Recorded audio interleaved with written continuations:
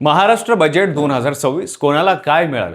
मुख्यमंत्री देवेंद्र फडणवीस यांनी विधानसभेत 2026-27चा राज्य अर्थसंकल्प सादर केला आणि हा अर्थसंकल्प ऐकल्यावर एक गोष्ट स्पष्ट होते की महाराष्ट्र आता खऱ्या अर्थाने विकासाच्या दिशेने वाटचाल करत. शेतकऱ्यांना 2 लाखापर्यंत कर्जमाफी, मुंबईत बुलेट ट्रेनची स्थानके, 10 लाख परवडणारी घरे, लाडकी बहीण योजना, तसेच युवा, व्यापारी, नोकरदार प्रत्येकासाठी या बजेटमध्ये भरीव मदत आहे. तर कोणाला नेमकं काय मिळणार आहे हे जाणून घेऊया या व्हिडिओच्या माध्यमातून. नमस्कार, मी पंकज आणि तुम्ही पाहताय कसं काय.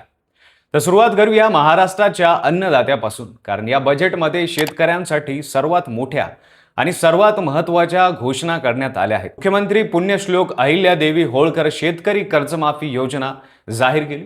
30 सप्टेंबर 2025 रोजी पीक कर्ज थकीत असलेल्या पात्र शेतकऱ्यांना तब्बल 2 लाख रुपयापर्यंत कर्जमाफी मिळणार आहे आणि जे शेतकरी नियमितपणे कर्जमाफी परतफेड करत होते त्यांना प्रोत्साहन म्हणून 20,000 रुपयांचं विशेष अनुदान दिलं जाणार आहे.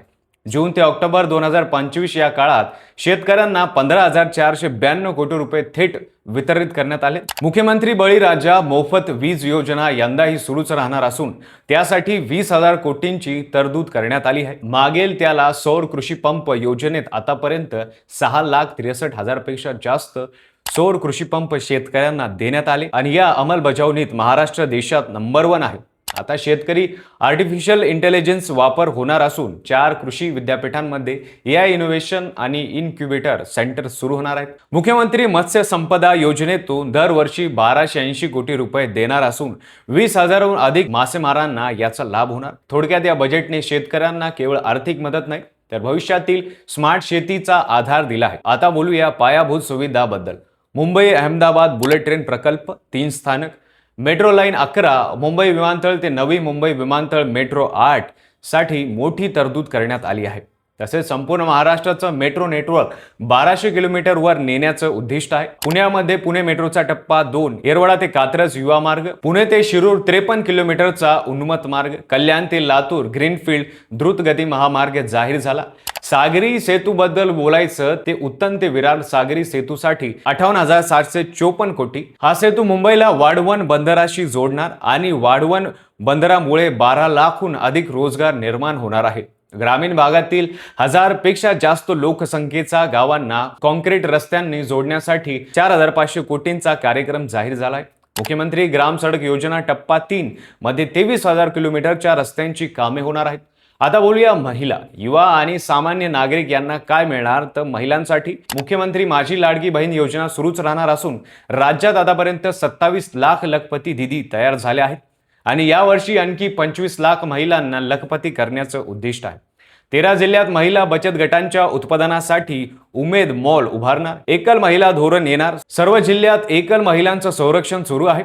अंगणवाडी सेविकांना आर्थिक नियोजनाचं प्रशिक्षण दिलं जाणार. युवांसाठी नवी मुंबई एज्युसिटी, 6 देशांची आंतरराष्ट्रीय विद्यापीठे याच वर्षी सुरू होणार असून मुख्यमंत्री विज्ञान वारी योजनेतून विद्यार्थ्यांना इस्रो आणि नासाला प्रत्यक्ष भेट देण्याची संधी मिळणार आहे. पुढील 5 वर्षात 1.25 लाख उद्योजक घडवणार आणि 25,000 स्टार्टअपना बळ देण्याचे सरकारचे उद्दिष्ट आहे.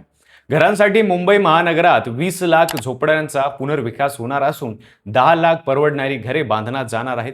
नो न्यू स्लम फ्रेमवर्क अंतर्गत नव्या झोपड्यांना कायमचा आळा बसवणार आहे. आरोग्य क्षेत्रात एम्स आणि IIMच्या धर्तीवर नागपूरमध्ये महाराष्ट्र आरोग्य सार्वजनिक संस्था स्थापन होणार आहे.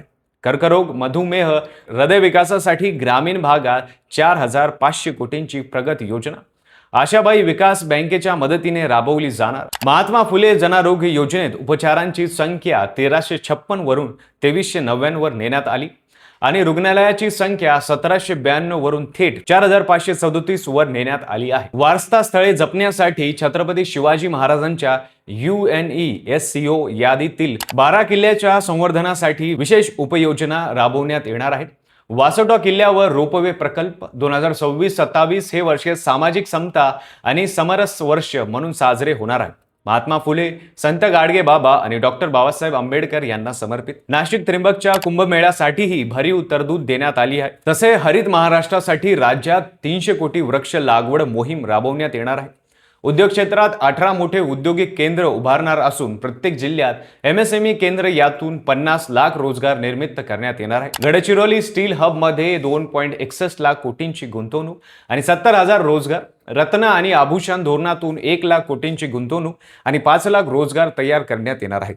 आणि सर्वात महत्त्वाची गोष्ट म्हणजे महाराष्ट्राची अर्थव्यवस्था $1 ट्रिलियन कडे वाटचाल करत आहे. 2047 पर्यंत $5 ट्रिलियन अर्थव्यवस्था बनवण्याचं स्वप्न पाहणाऱ्या महाराष्ट्रासाठी हा 7,69,467 कोटी रुपयांचा हा महाअर्थसंकल्प महाराष्ट्रासाठी एक महत्त्वाचा टप्पा आहे. महाराष्ट्राच्या उज्ज्वल भविष्यासाठी रोडमॅप आहे. शेतकऱ्यांपासून ते स्टार्टअप पर्यंत, खेड्याच्या कच्च्या रस्त्यापासून ते बुलेट ट्रेन पर्यंत विचार करण्यात आला आहे. या अर्थसंकल्पनाबाबत तुम्हाला काय वाटते ते आम्हाला कमेंट करून नक्की सांगा आणि व्हिडिओला लाईक करायलाही विसरू नका. हा व्हिडिओ शेअर करा आणि असेच महत्त्वाचे अपडेट सर्वात आधी पाहण्यासाठी आमच्या चॅनल सबस्क्राईब करा आणि पाहत राहा कसं काय.